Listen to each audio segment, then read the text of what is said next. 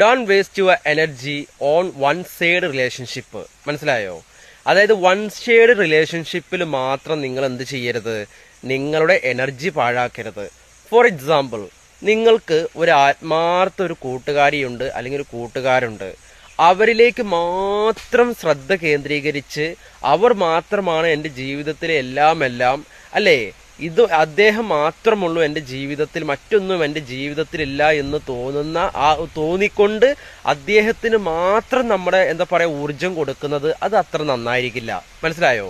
നമ്മുടെ ഊർജം പലതരത്തിലും നമ്മൾ വിനിയോഗിക്കണം എന്നുള്ളതാണ്. മനസ്സിലായോ? പല ആളുകളിലേക്കും നമ്മുടെ ഊർജം എത്തണം. ഏതാണ്? പല ആളുകളിലേക്കും നമ്മുടെ ഊർജം എത്തുമ്പോഴാണ് അവരിൽ നിന്നുള്ള ഊർജം നമ്മളിലേക്ക് ലഭിക്കുക. അല്ലെങ്കിൽ ഒരാളിലേക്ക് മാത്രം കൊടുക്കുമ്പോൾ എന്ത് ചെയ്യുന്നു, ആ ആളിൽ നിന്ന് മാത്രം കിട്ടുന്ന ഊർജമേ നമുക്ക് ഉണ്ടായിരിക്കുള്ളൂ. അത് ഏത് ഊർജമാണ് എന്നുള്ളത് നമുക്കറിയില്ല. അതുകൊണ്ട് ഇത്തരം കാര്യങ്ങളിലൊക്കെ നമ്മൾ പ്രത്യേകം ശ്രദ്ധ കേന്ദ്രീകരിക്കണം കേട്ടോ.